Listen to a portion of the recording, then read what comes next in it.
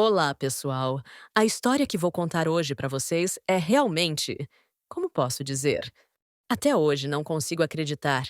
Estou falando do que aconteceu em 12 de maio de 2025, em Pequim. O momento em que o Brasil conseguiu um investimento de 270 bilhões de reais da China, cerca de 470 bilhões de dólares, e o mundo inteiro ficou de boca aberta. Deixa eu me apresentar primeiro. Meu nome é Marcos Soares. Trabalho no Ministério das Relações Exteriores do Brasil há 40 anos, no mundo complexo da política internacional, tão intrincado quanto nossa floresta amazônica, sabe? Atualmente, cuido principalmente dos assuntos do BRICS. BRICS é o nome formado pelas iniciais: Brasil, Rússia, Índia, China e África do Sul.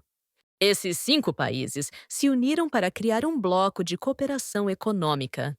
Recentemente, Irã, Egito, Etiópia e Emirados Árabes Unidos também se juntaram, formando o BRICS Plus. Este vídeo reconstrói um cenário hipotético baseado na ascensão da liderança do Sul Global pelo Brasil. Os eventos específicos apresentados são ficcionais e não têm relação com fatos reais. Este vídeo foi produzido para destacar a importância do desenvolvimento econômico do Brasil e as mudanças em sua posição internacional. Mas, gente, por que esse investimento foi tão extraordinário assim? Quando pensam no Brasil, o que vem à cabeça de vocês? Café, açúcar, soja, minério de ferro. É isso mesmo. Por muito tempo, nós só vendíamos matéria-prima. Mas desta vez, foi completamente diferente. Inteligência artificial, computação quântica, baterias para carros elétricos, energia renovável eram as tecnologias-chave do século XXI. Mas será que acham mesmo que o caminho até aqui foi tranquilo? No início de março, recebi uma convocação urgente para uma reunião no 12º andar do Ministério das Relações Exteriores, em Brasília. A embaixada americana queria se encontrar para uma discussão importante. Cara, em 40 anos de carreira diplomática, sempre que ouço discussão importante, raramente é algo bom. Às 15 horas em ponto, me encontrei com o embaixador americano John Whiteman na residência oficial. Sua expressão estava diferente do normal. Normalmente ele é uma pessoa bem-humorada, que gosta de fazer piadas, mas naquele dia estava com os lábios bem apertados. Ministro, vou ser franco com o senhor. O embaixador tirou um documento grosso de sua pasta de couro e disse: Esta é uma diretriz que veio de Washington. Estamos considerando aplicar uma tarifa de 25% aos produtos siderúrgicos brasileiros. 25%? Perguntei surpreso. Afinal, é um dos nossos principais produtos de exportação. E não é só isso. Se o Brasil continuar se inclinando para o outro lado, teremos que reconsiderar as tarifas de forma abrangente, incluindo produtos agrícolas. Ao ouvir essas palavras, senti um frio na espinha. O Brasil exporta 40 bilhões de dólares anuais para os Estados Unidos. Só a soja representa mais de 20 bilhões. Se levarmos um golpe de tarifas, qual é o prazo? Gostaríamos que o governo brasileiro definisse sua posição até o final de junho, disse o embaixador. Exatamente 3 meses. Naquela noite, cheguei em casa e não consegui dormir. Olhando pela janela, fiquei pensando: como o Brasil pode superar essa crise? Nesse momento, me lembrei de algo que aconteceu há 42 anos. No inverno de 1983, quando eu tinha 27 anos e era um jovem diplomata, fiz um curso de 6 meses em Seul. Havia um senhor chamado Dr. Park Yong-seong, no Instituto de Desenvolvimento da Coreia. Soares, você sabe o que é uma verdadeira parceria? Numa tarde, caminhando às margens do rio Han, o Dr. Park me perguntou. Era novembro em Seul e o vento estava realmente gelado. Não é uma relação de dar e receber dinheiro e tecnologia? Respondi inocentemente. Não, isso é apenas uma transação, não uma parceria. O Dr. Park balançou a cabeça e disse: Uma verdadeira parceria é pensar juntos no crescimento mútuo. Quando a Coreia construiu a usina siderúrgica de Pohang com o Japão, foi a mesma coisa. Não recebemos apenas tecnologia, mas desenvolvemos nosso próprio caminho. Naquela época, a usina siderúrgica de Pohang era o símbolo da industrialização coreana. Com a produção anual de aço ultrapassando 10 milhões de toneladas, tornou-se a base para a Coreia dar o salto como país industrial. O Brasil também tem minério de ferro de nível mundial. Mas o importante não é apenas vender isso, é criar valor agregado. O Dr. Park desenhou num papel com um lápis e me explicou: temos um ditado coreano: não dê o peixe, ensine a pescar. Essas palavras permaneceram no meu coração por 42 anos. Enquanto a situação difícil com os Estados Unidos continuava, em abril, o presidente Lula me chamou urgentemente para o Palácio da Alvorada, ou seja, a residência presidencial. Normalmente faço relatórios no ministério, mas quando ele chama para a residência, significa que vai tomar uma decisão importante. Marcos, senta aí. O presidente Lula se sentou no sofá da sala e disse: sua voz estava mais grave que o normal. Vi a mensagem que o embaixador americano transmitiu. Tarifa de 25%. Puxa, que coisa, né? O presidente deu um sorriso amargo. Presidente, a situação é grave. Se os produtos agrícolas também forem incluídos nas tarifas, é por isso que te chamei aqui. O presidente se levantou e olhou pela janela. Dava para ver o céu azul de Brasília. Marcos, até quando vamos viver só olhando para os outros? O Brasil agora é um país grande com 216 milhões de habitantes. É a nona economia mundial. Essas palavras me emocionaram. Vamos concretizar mais a cooperação com a China. Não um simples comércio, mas uma verdadeira parceria, com essa filosofia de cooperação mútua que você sempre fala. Mas, presidente, a reação dos Estados Unidos? Reação? Claro que vai ter. Mas o futuro do Brasil não é mais importante? Nos olhos do presidente Lula, vi uma forte determinação. Era a determinação característica de quem fez política por 40 anos. Vamos enviar uma missão especial a Pequim. Você vai liderar. Uma missão especial? Isso mesmo. Desta vez não é uma reunião formal. É para criar uma mudança real.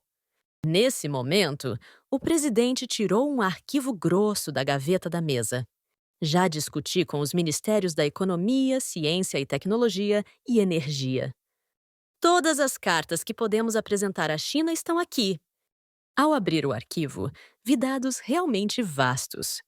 Relatório de análise das reservas de lítio, situação atual da produção de nióbio, avaliação do potencial de energia renovável. Todos os recursos e possibilidades que o Brasil possui estavam organizados ali. Não somos mais um país que só vende matéria-prima. Podemos nos tornar uma potência tecnológica do século XXI. Na manhã de 10 de maio, às 7h30, embarquei no voo para Pequim no Aeroporto Internacional de Guarulhos, em São Paulo. Foram 14 horas de voo e durante todo esse tempo fiquei fazendo simulações na minha cabeça. Como será a reação dos chineses? Será que vão aceitar nossas condições? Chegando ao Aeroporto Internacional de Pequim, o vice-diretor Li Wei, do Ministério do Comércio da China, estava lá pessoalmente para me receber.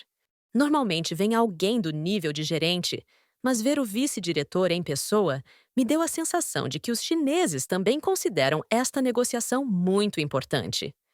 Ministro Soares, seja bem-vindo. O vice-diretor Li me cumprimentou em português fluente. Que tal descansar no hotel hoje e começarmos as discussões reais a partir de amanhã? Obrigado. Mas como não temos muito tempo, talvez esta noite? Não, ministro. Para assuntos importantes, precisamos ter paciência. Nesse momento, senti que algo estava estranho. Normalmente, os burocratas chineses têm o estilo de preencher a agenda completamente. Mas, desta vez, estavam muito tranquilos. Na manhã seguinte, às 9 horas, a primeira reunião começou na sala de conferências do 15º andar do Ministério do Comércio da China. Foi uma reunião de grande escala com 15 pessoas de cada lado, totalizando 30 participantes. A amizade entre Brasil e China tem uma longa história. O ministro do Comércio, Wang Wentao, começou com cumprimentos formais, mas hoje queremos ter uma conversa mais específica. Tirei o material que havia preparado e disse: o Brasil quer mudança. Não queremos mais ser apenas um país que exporta matéria-prima, mas nos tornar um parceiro que cria tecnologia e inovação juntos. Até então, o clima não estava ruim. Os chineses também estavam ouvindo e concordando com a cabeça. Que tipo de cooperação específica vocês têm em mente? Perguntou o vice-diretor Li. Primeiro, garantam uma participação de pelo menos 40% para empresas brasileiras em todos os empreendimentos conjuntos. Segundo, é necessária a transferência completa de tecnologias essenciais. Assim que terminei de falar, o clima da sala de conferências mudou completamente. Começaram a surgir murmúrios entre os participantes chineses. 40%? O ministro Wang perguntou com expressão surpresa. Ministro, essa condição não é um pouco excessiva? Normalmente é cerca de 20%. É exatamente por isso que tem significado. Respondi com firmeza, mas, para ser honesto, meu coração estava batendo forte. A partir daí, a coisa ficou realmente tensa.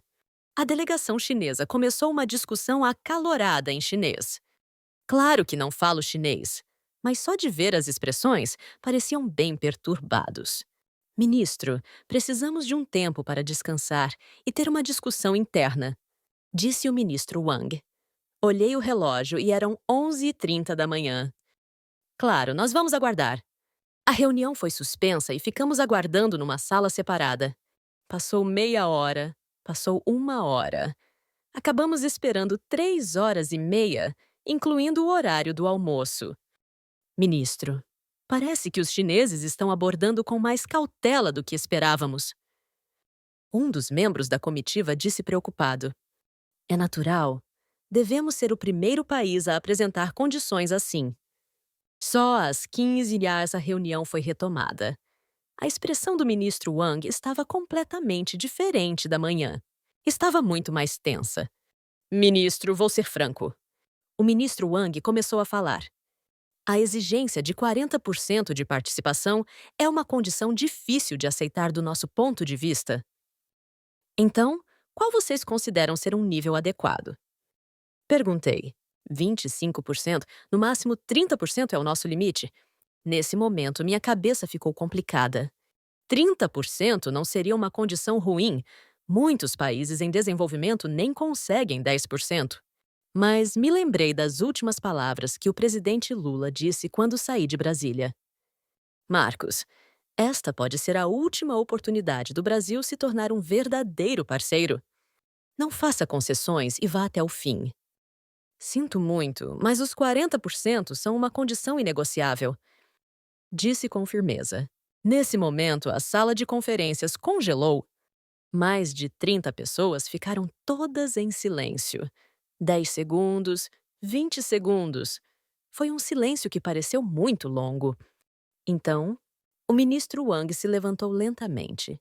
Sinto muito, mas vamos encerrar a reunião de hoje aqui.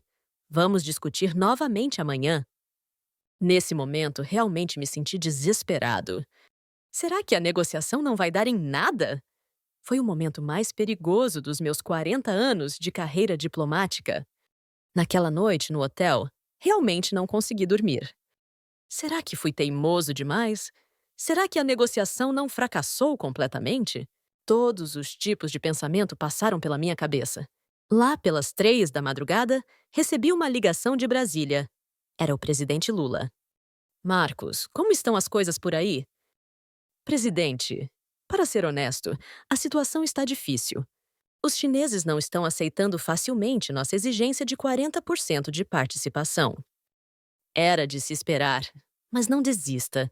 Esta é a oportunidade do Brasil realmente mudar. Senti força na voz do presidente. Vamos aguardar até amanhã. A China também precisa da nossa cooperação. Na manhã seguinte, às 8h, encontrei uma pessoa inesperada no lobby do hotel. O vice-diretor Li Wei estava esperando sozinho. Ministro, podemos conversar um pouco?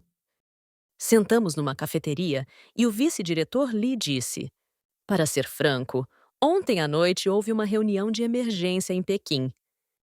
Que reunião? Reunião executiva do Conselho de Estado, para discutir a cooperação com o Brasil. Reunião executiva do Conselho de Estado seria o órgão máximo de decisão da China, não é? Significa que esta questão chegou até esse nível. Qual foi a conclusão? A decisão final ainda não saiu, mas o clima não está ruim. Nesse momento, o vice-diretor Li trouxe uma conversa inesperada. Na verdade, nós também precisamos de mudança. Promovendo o projeto Cinturão e Rota, cooperamos com vários países, mas a maioria era centrada na China. Precisamos de um parceiro como o Brasil. Às 14 horas, a reunião foi retomada. Desta vez, foi um fórum de grande escala com mais de 500 empresários participando. Quando o ministro Wang subiu ao pódio, senti que meu coração ia explodir.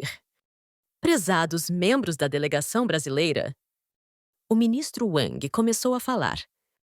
A relação entre China e Brasil chegou a um novo ponto de virada. Espera, o clima está diferente de ontem? Decidimos aceitar as condições apresentadas pelo Brasil. Nesse momento, a sala de conferências explodiu. 500 pessoas se levantaram todas ao mesmo tempo e aplaudiram.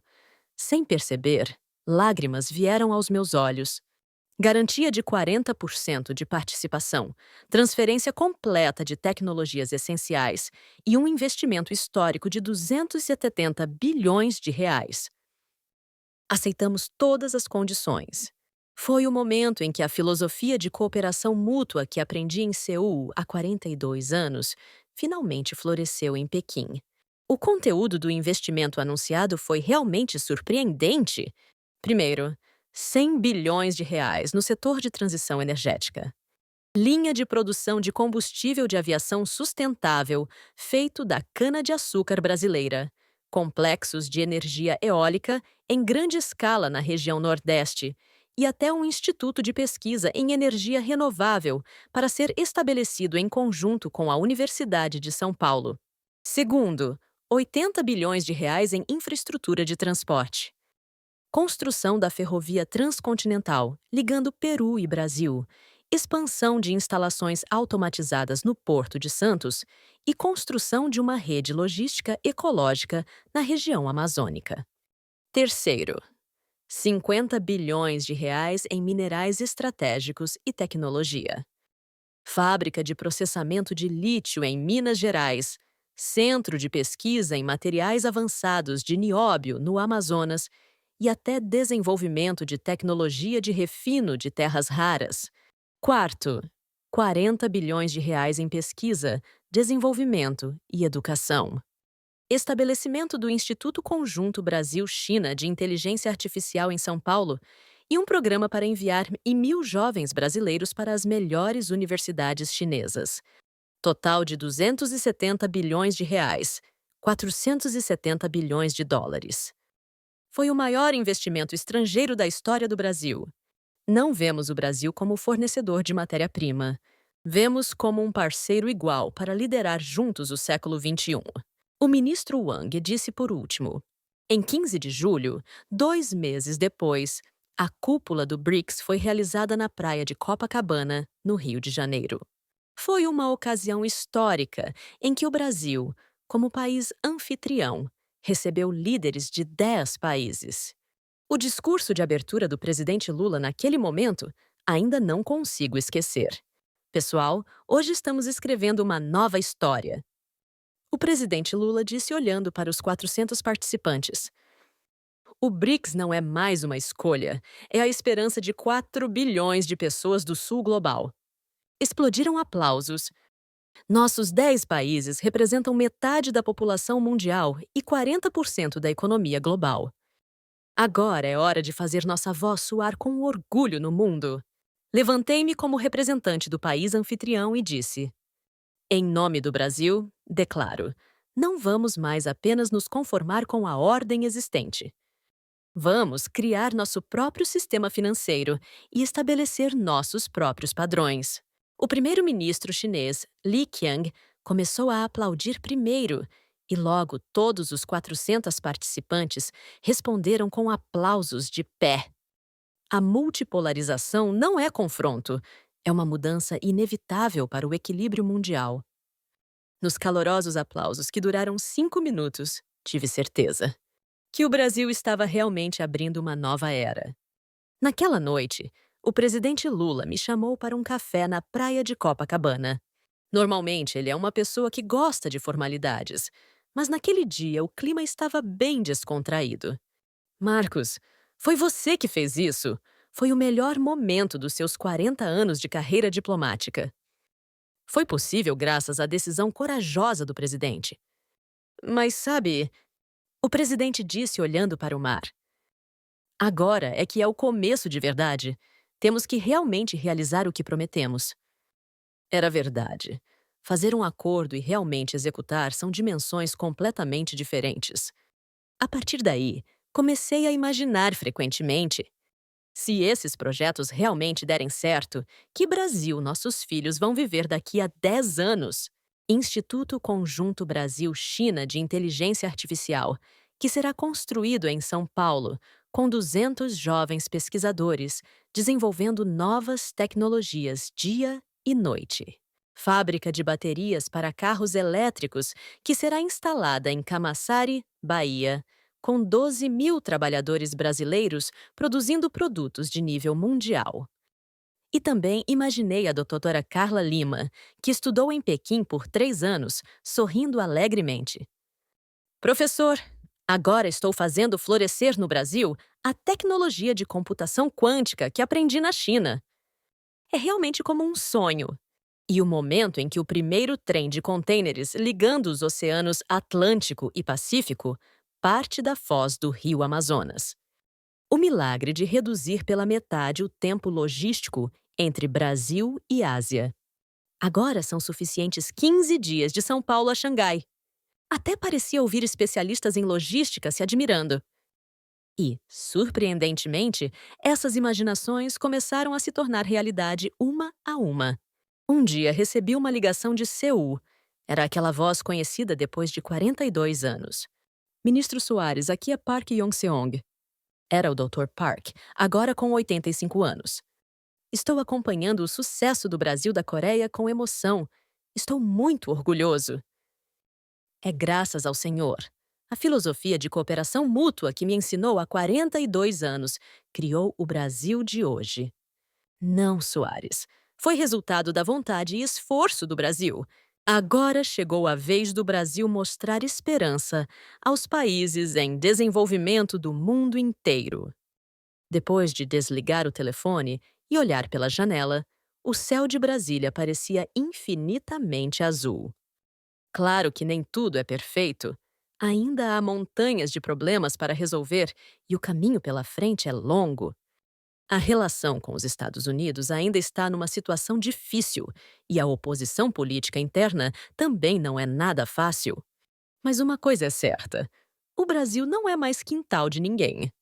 Proteger a soberania e, ao mesmo tempo, cooperar com mente aberta, competir e, ao mesmo tempo, buscar caminhos de cooperação mútua, receber ajuda e, ao mesmo tempo, dar esperança a outros países. Este é o novo modelo de cooperação mútua do século XXI que aprendemos na Coreia há 42 anos e estamos completando junto com a China. O BRICS agora não é mais um simples bloco de cooperação econômica. É o eixo central de uma nova ordem internacional. Está liderando a mudança de um sistema unipolar centrado nos Estados Unidos para um mundo multipolarizado, onde vários países mantêm equilíbrio. A voz de 4 bilhões de pessoas do Sul global finalmente está ecoando no mundo e o Brasil está desempenhando o papel de maestro desse grandioso coro. Esta manhã também, um novo dia começou no Ministério das Relações Exteriores em Brasília. Sobre minha mesa estão empilhadas como montanhas propostas de cooperação vindas do mundo inteiro. Da Nigéria, da Indonésia, do Egito, do Vietnã. Todos querem aprender com a experiência do Brasil. O jovem diplomata de 40 anos atrás agora se tornou testemunha das mudanças do Sul global.